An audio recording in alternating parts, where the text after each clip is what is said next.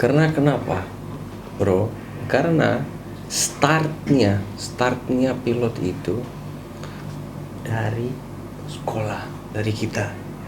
Kamu kalau jadi flight instructor, jangan anggap aku cuma flight instructor. No. You are the most important part di dalam aviation industry ini. Assalamualaikum warahmatullahi wabarakatuh. Ini dengan saya Kapten Abbas Yahya Ali, Kepala Sekolah LIF Lombok Institute of Flight Technology.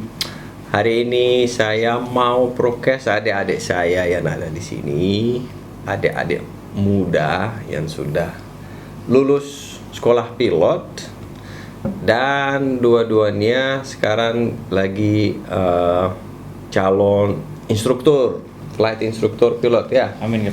Oke. Jadi yang pertama Jeremy. Siap, ya. Jeremy. Nama lengkapnya? Perkenalkan, nama saya Jeremia Gabriel Pelamonia, biasa dipanggil Jeremy. Jeremy. Ya. Oke. Jeremy asli orang? Saya dari Jawa tapi lahir besar di Bandung.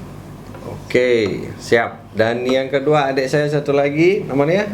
Kenalkan, nama saya Muhammad Muklisin, mulai dipanggil Muklis. Asal saya dari Jogja. Jogja, Jawa Tengah. Luar biasa. Siap, oke. Siap. Saya mau cuman sedikit kita sharing karena memang banyak adik-adik Siap. yang seperti kalian lah, dulu mimpi mau jadi pilot, mau tahu gitu kan. Kita diskusi tentang aviasi supaya mungkin bisa bermanfaat adik-adik kita kan. Boleh. Nah, jadi misalnya Jeremy, kenapa mau jadi pilot? Kalau jadi pilot secara general, dulu saya punya cita-cita untuk pertama melayani orang, karena kan saya bisa bawa penumpang banyak. Saya bisa transport orang dari satu tempat ke tempat lain. Terus juga misalnya kalau misalnya rezeki saya di kargo, saya bisa transport kargo dari satu tempat ke tempat lain. Kapan mulainya itu cita-cita? mimpinya? Saya mulai kepikiran itu dari kelas 6 SD. Aduh, Ya, masih saya kecil kan. kecil banget. Jadi sekarang umurmu berapa? Sekarang saya udah 21 tahun. 21 tahun. Siap, Kak. Masih muda. Dari SD sudah mulai ini. Iya, Kak. Pengen jadi pilot. Iya, Kak. Di keluarga ada yang pilot? Kebetulan saya yang pertama, Kak. Oh gitu. Iya, Kak. Wis, luar biasa. Berarti orang tua bangga sekali. Amin, Kak. Jadi Mas Jeremy, kalau selama kamu training, selama Siap. kamu sekolah pilot, susah apa enggak sih?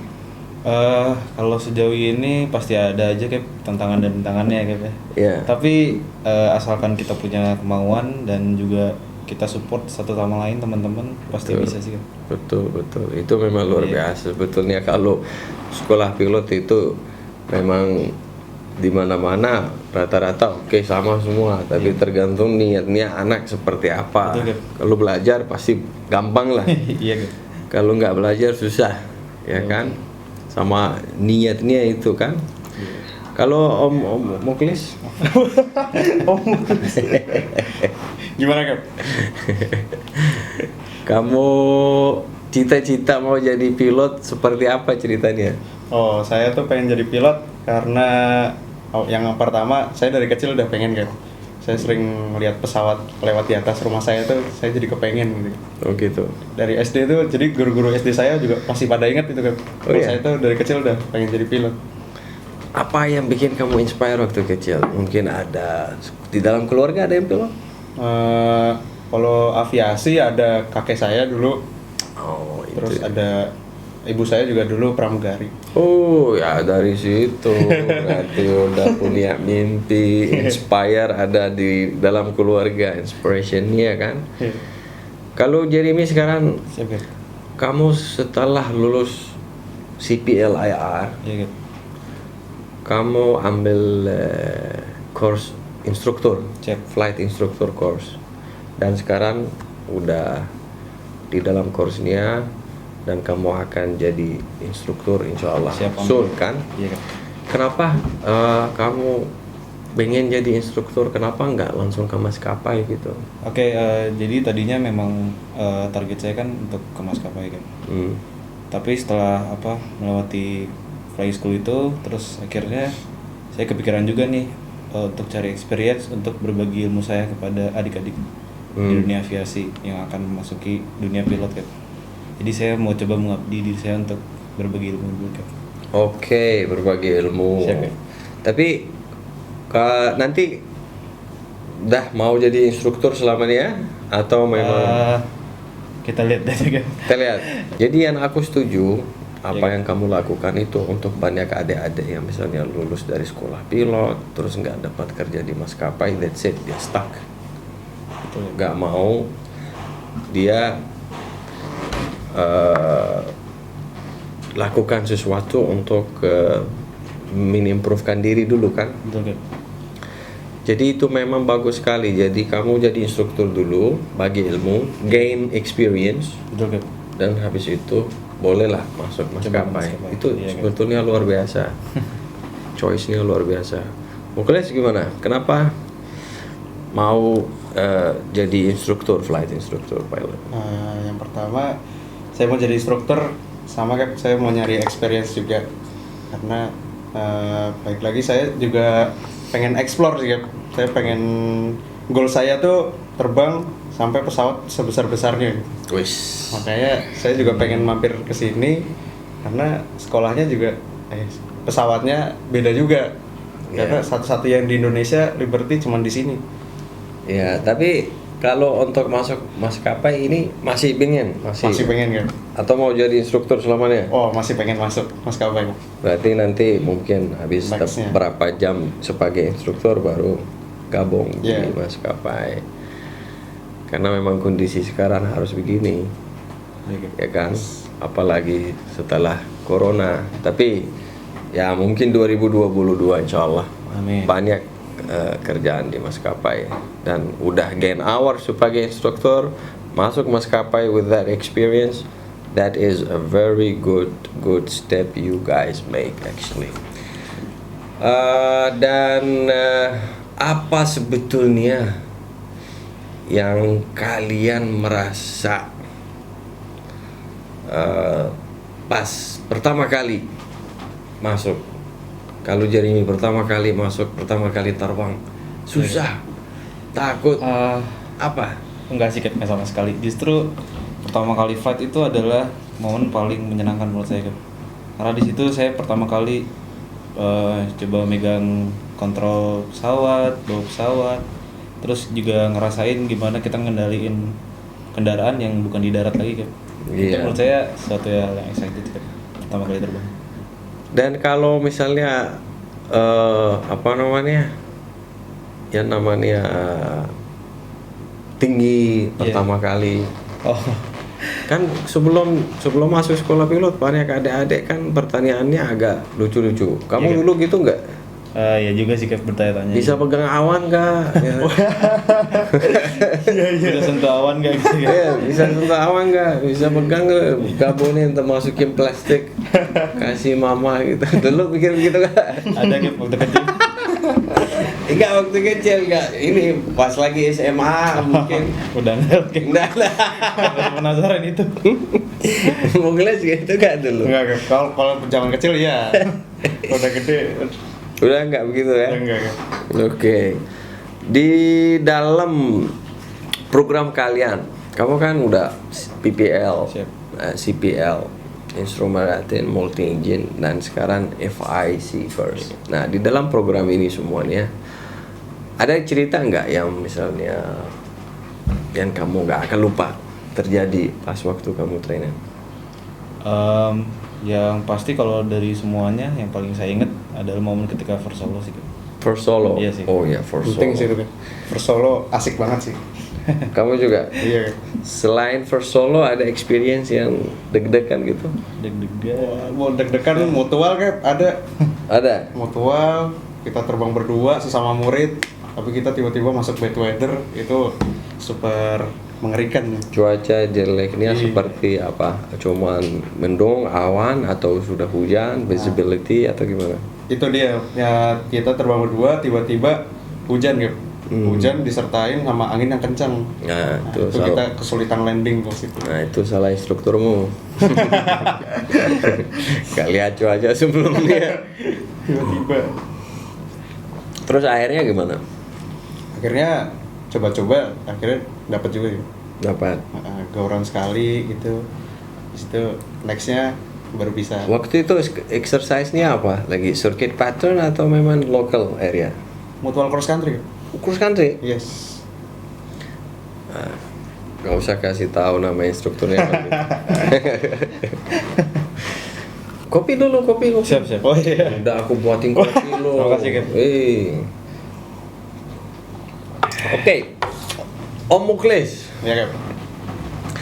Jadi kamu ini kan setelah selesai SMA langsung masuk sekolah pilot. Yes. Langsung. Yes. Berarti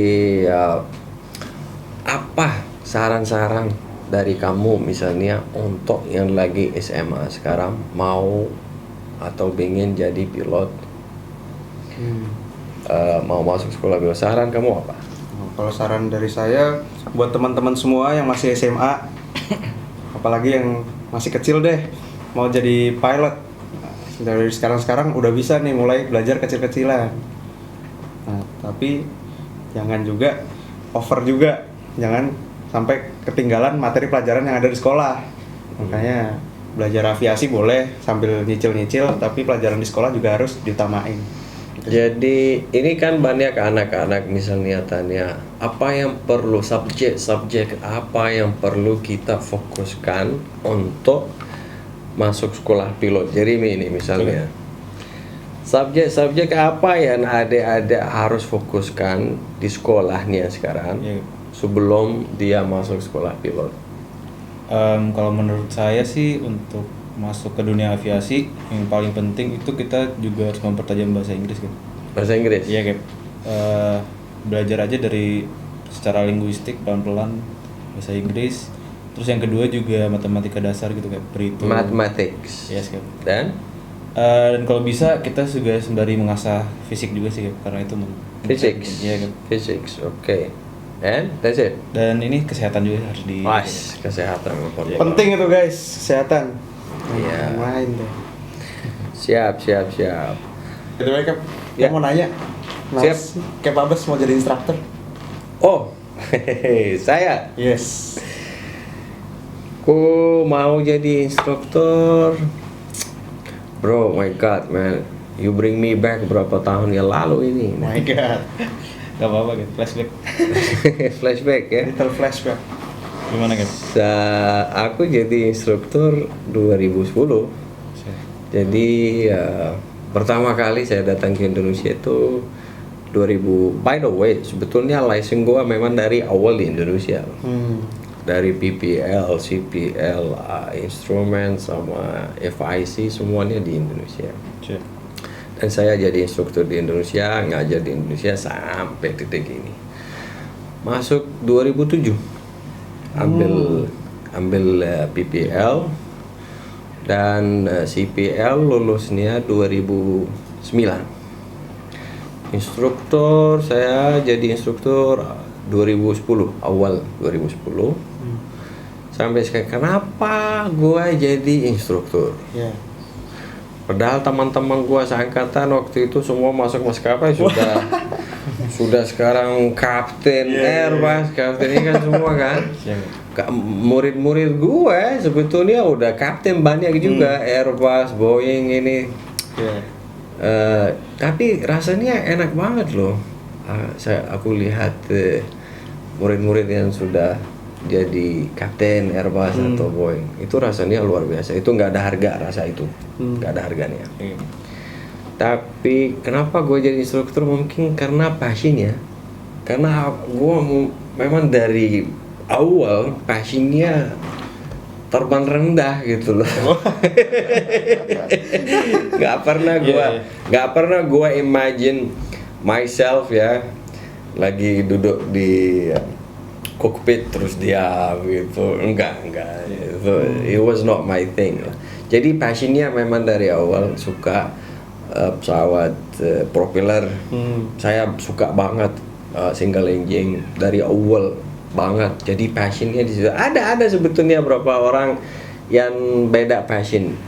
Ada. Saya memang passionnya terbang seperti itu, yang single engine, yang misalnya multi engine juga. Saya fan banget sama pesawat ETR misalnya. Dan juga karavan gua fan banget. Jadi yang ada excitementnya lah gitu loh ya. Aku kalau imagine myself duduk di Airbus atau Boeing kayak gini more than 5 minutes kayaknya gatal deh gitu loh. mau manuver, mau stop. Jadi different passion ya. Iya kan. Itu yang bikin saya mau jadi instruktur waktu itu. Kan kalau boleh tahu suka dukanya jadi instruktur apa nih kan? Kita masih baru nih, belum tahu tuh. Suka apa? Suka dan dukanya kayak di dalamnya. Oh, positifnya dan negatifnya. Iya, kan? Kalau positifnya jadi instruktur sebetulnya itu satu. Apa tuh? Itu kalau kamu lihat orang-orang yang kamu sudah bagi ilmu ke mereka lama-lama akan jadi lebih hebat daripada kamu. Oh iya betul. Itu rasanya luar biasa. Enak banget rasanya. Itu benar gak ada harga. Itu positifnya ya. Iya. Satu lagi positifnya yaitu masih bisa pulang rumah tiap hari. Oh, iya. betul. Masih bisa lihat.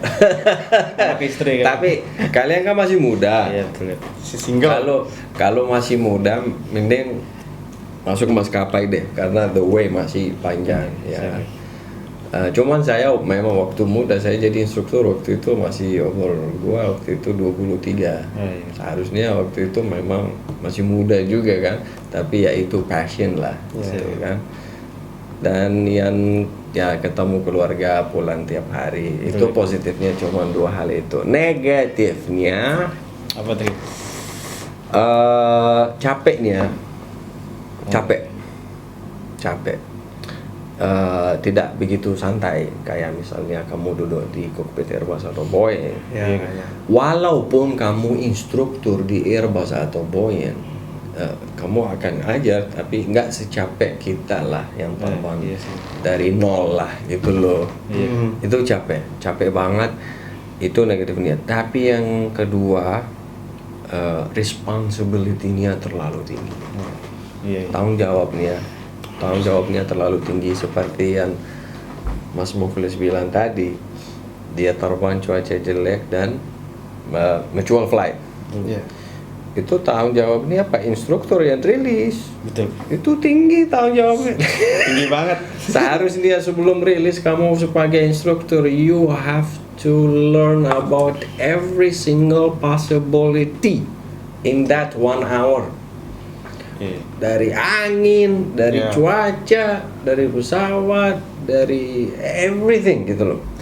You have to make sure sebelum rilis. Dan itu tanggung jawabnya itu berat sekali. Itu one of the negatives that you have to challenge yourself for nanti. Itu sebetulnya itu saja. Itu ya positif dan negatif. Tapi yang saya bilang itu memang yang begitu anak-anak jadi sukses, masuk maskapai jadi kapten, itu nggak ada harganya rasanya itu. Ada kepuasan tersendiri kan? Oh, luar biasa. Sometimes I feel so proud until I tear down, sumpah.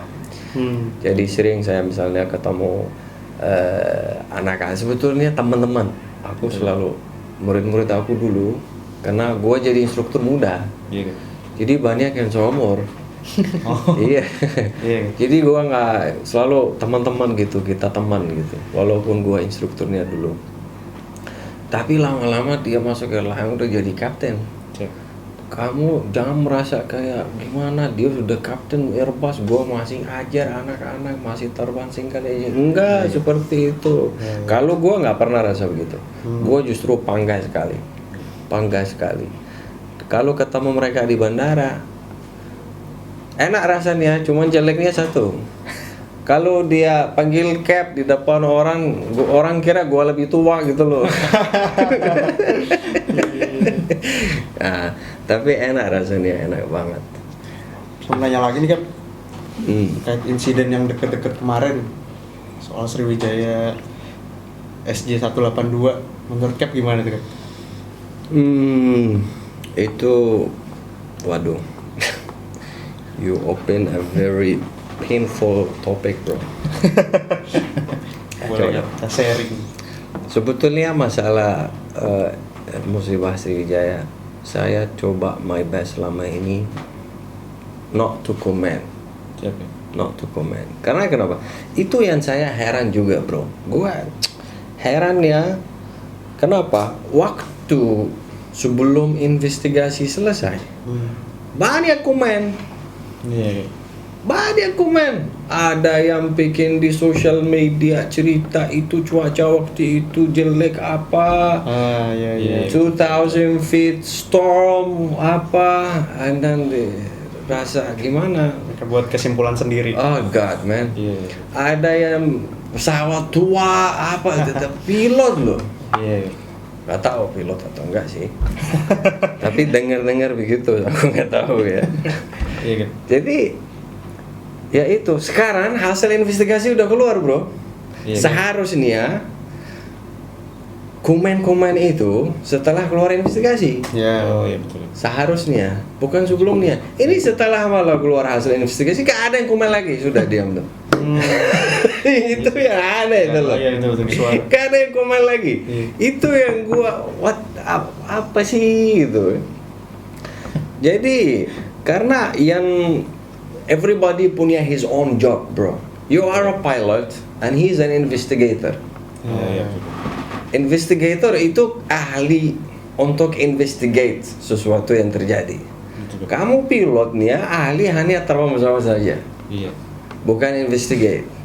Paham nggak? Paham. Jadi pilot sebetulnya nggak bisa kasih Komen gitu. komen kalau belum hasil investigasi keluar. Tidak boleh sebetulnya. Udah boleh. Ya karena come on, let's respect di rasa-rasa keluarga korban. Itu iya. sedihnya luar biasa sih. Nah itu one of the things yang bikin gua heran banget ya itu. Jadi investigasi itu it takes time. Iya. Pertama kita harus tahu prosedurnya seperti apa. Pertama dia harus koleksi semua damage aircraft dari laut kan. Betul. Itu satu. Yang kedua dia harus ketemu black box. Oh iya. Yang ketiga, he should or he must after he collect semua damage pesawat, dia kan akan taruh di hangar, dia akan try to replace dan dia lihat mana yang hancur duluan, dia begini atau begini gitu loh. Iya. Dia bisa tahu setelah dari apa? Dari damage pesawat. Siap. Itu satu. Yang ketiga, black box itu bukannya juga nggak bisa langsung, ada prosedurnya lah. Ya, ada prosedurnya black box dan dengar black box dan harus disimulasikan apa yang terjadi dari black box. Siap. Dari black box harus disimulasikan apa yang terjadi.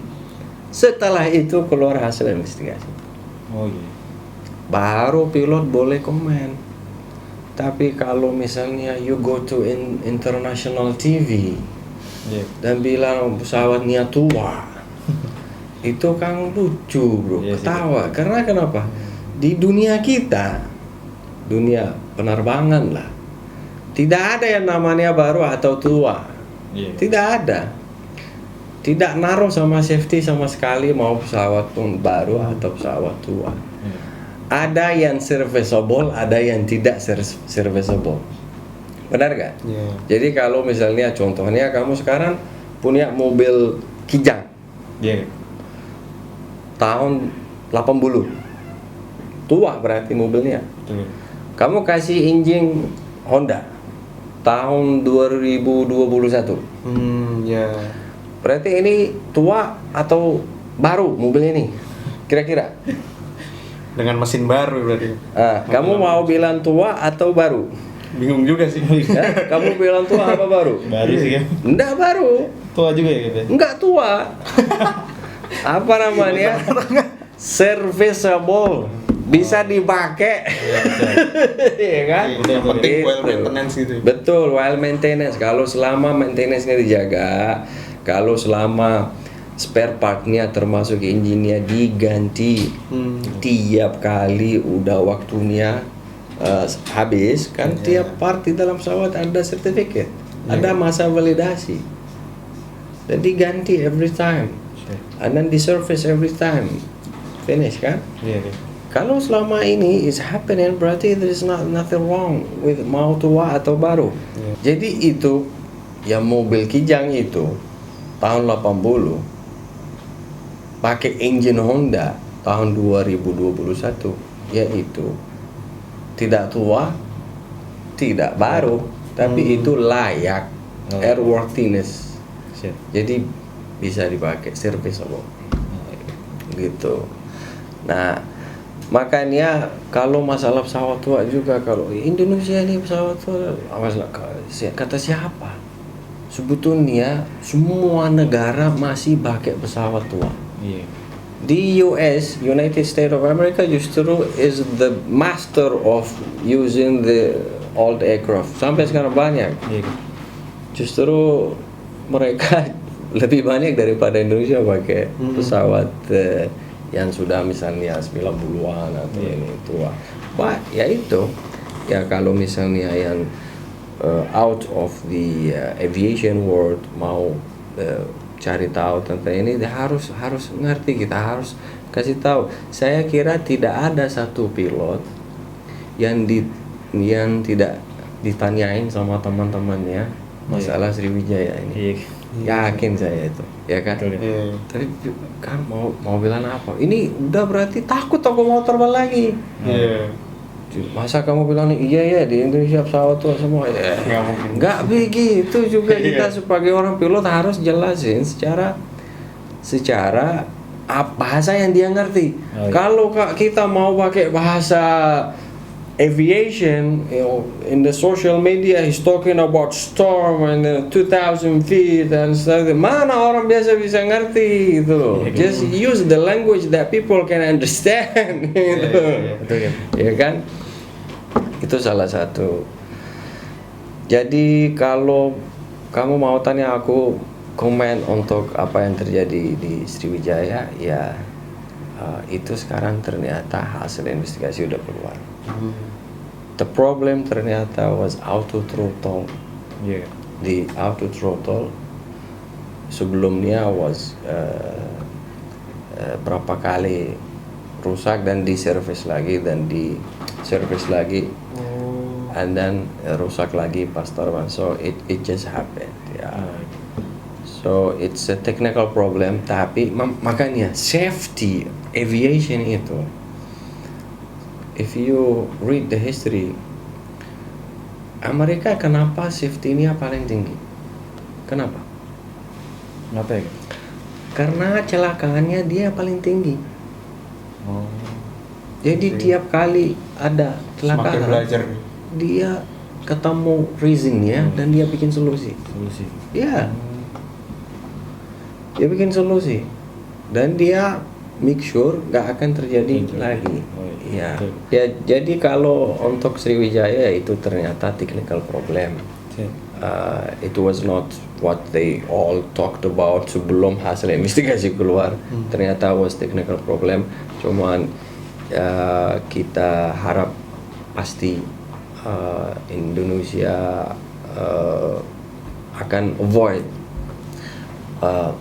hal-hal yang seperti ini terjadi lagi. Saya yakin banget kalau sudah ketemu hasil investigasi kenapa, dan the authority, aku yakin they will make action. They will not just be watching. Pasti they will make action, and then insyaallah gak akan terjadi lagi. Karena kita memang sedih banget, sumpah. Gua nangis hari itu, especially kalau waktu lihat bajunya anak kecil itu, yang Mickey Mouse itu. Sumpah gua nangis itu. Tapi ya itu sudah takdir juga. Tapi insya Allah gak ada lagi, karena safety di aviasi Indonesia memang makin maju bro. Makin maju nih, luar biasa. Makanya kita try our best to keep help kita, every one of us in the aviation industry dalam Indonesia, kita harus bantu Betul. bagaimana bisa aviasi dan safety maju di Indonesia. Dan itu bagaimana ya, dari apa yang kita ajar anak-anak kita nih, Oh iya betul. safety first. Nah, itu karena kenapa bro, karena startnya pilot itu dari sekolah, dari kita. Kamu kalau jadi flight instructor, jangan anggap aku cuma flight instructor. No, you are the most important part di dalam aviation industry ini. Iya. Gitu loh. Kamu yang lagi kasih ilmu basic terbang ke adik-adik ini. Kalau basicnya mantap, the rest will be mantap, gitu loh. Betul. Tapi kalau basicnya kurang, ya Iya. gitu. Jadi masalah safety ini memang di kita nih, Siap. di sekolah. Awareness, airmanship, itu yang kita harus fokus supaya kita bisa avoid hal-hal seperti ini terjadi. Oh ya Cap, ada satu pertanyaan lagi nih Cap. Kemarin nih saya dapat pertanyaan nih dari teman-teman saya yang masih sekolah SMA, terus teman-teman adik saya juga. Mereka penasaran nih kalau misalnya mau mulai di dunia aviasi itu kayak gimana sih step-step awalnya. Soalnya yang saya dengar cerita-ceritanya mereka udah mulai beli buku Airbus, beli buku Boeing. Itu menurut Cap gimana? Wah, sebetulnya hebat adik-adik yang memang banyak adik kan kalau mimpinya mau jadi pilot, keponya luar biasa tentang Iya, dunia aviasi. Ini this is aviation talk ini ya. Jadi saya kira itu kalau boleh dikasih advice ke mereka, jangan dulu. Gitu loh, jangan dulu. Tinggi sekali. Iya, itu pasti bikin mereka pusing. Betul Cap. Itu akan bikin mereka pusing dan akan bikin mereka merasa, waduh ini complicated banget, ini susah banget, mending nggak usah deh. Pusing duluan. Udah pusing duluan. Iya betul Cap. Jangan. Jadi bisa kamu cerita ke adik-adik yang seperti ini. Kalau mau jadi pilot pelan-pelan. Jadi kamu boleh kepo tapi step by step. Jadi tidak boleh misalnya kamu ini SD, masa kamu langsung mau beli buku kuliah. Iya betul Cap. Itu jadi Make sense. itu jangan mereka kasihan, akan pusing, akan takut, akan kaget, akan merasa susah.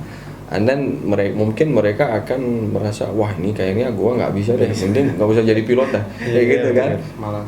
Tapi dia nggak tahu kalau dia misalnya kepo hal-hal yang basic dulu. Iya Cap. Misalnya mereka lihat pilot Airbus, wah gua mau jadi seperti ini, langsung beli buku Airbus. Pusing kan, padahal masih umurnya 16 tahun, 15 tahun. Jangan begitu adik-adik. Jangan. Karena pilot Airbus itu yang kau lihat dan kamu mau ingin jadi seperti dia, awalnya dia itu terbang pesawat kecil single engine.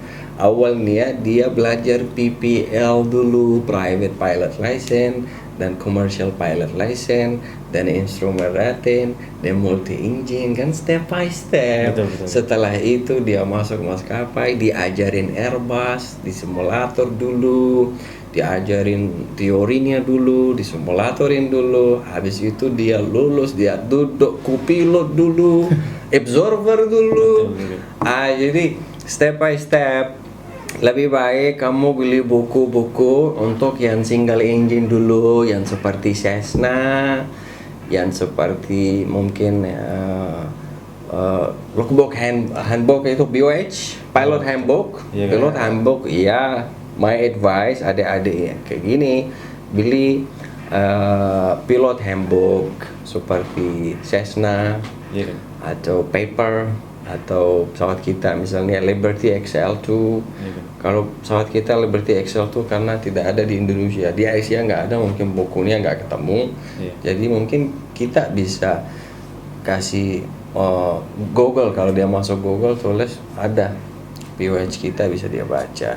Jangan mending jangan itu yang kayak gitu, kasihan deh. Jangan langsung loncat gitu kayak gitu. Gua nggak setuju banget itu. Gua nggak setuju. Memang gua suka semangatnya itu. Iya. Tapi kasihan nanti semangatnya habis kalau duluan pusing. Iya, dulu pusing. Jangan kepo tentang pesawat yang sudah gede, padahal belum start, belum bismillah kamu sudah mau makan kambing. Jangan, enggak.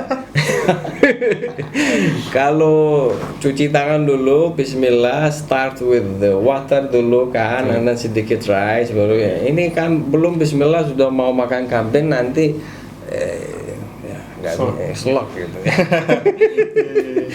Ya, mending jangan. Siap ya. Ya, kasih advice mereka, kasihan tuh. Okay, so I think this is enough. Yang aviation talk. This what we just had right now is aviation talk. Saya appreciate banget. Terima kasih banyak kita sudah sharing. Mudah-mudahan adik-adik yang kepo tentang aviasi di dalam Indonesia bisa bermanfaat. Saya Kapten Abbas. Thank you very much for watching, and assalamualaikum warahmatullahi wabarakatuh. Waalaikumsalam.